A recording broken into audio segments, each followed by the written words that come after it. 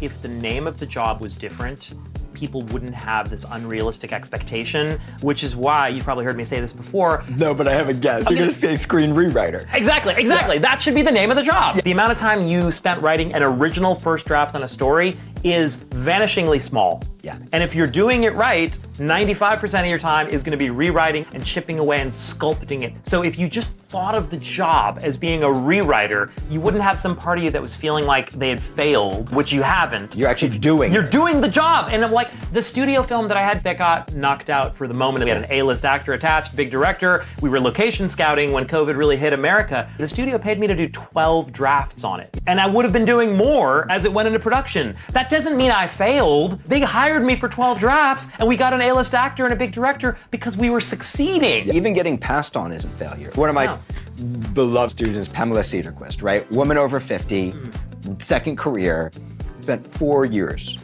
on this feature. It makes it all the way to David Fincher. Fincher reads it and passes. Devastating.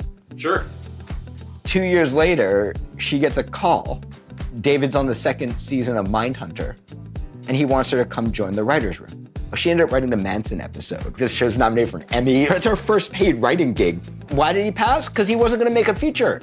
But they can't tell her that. So what looked like a failure was actually a success 2 years later. Yeah, you gotta not assume the worst all the time. The student we referenced earlier who's shooting a movie now with 2 major actors, he called me up 3 days before production. He was rewriting scenes, and I have no doubt he's making tweaks while he's on set. Yeah. You know, you're rewriting at every single moment. The process never ends until the movie's done.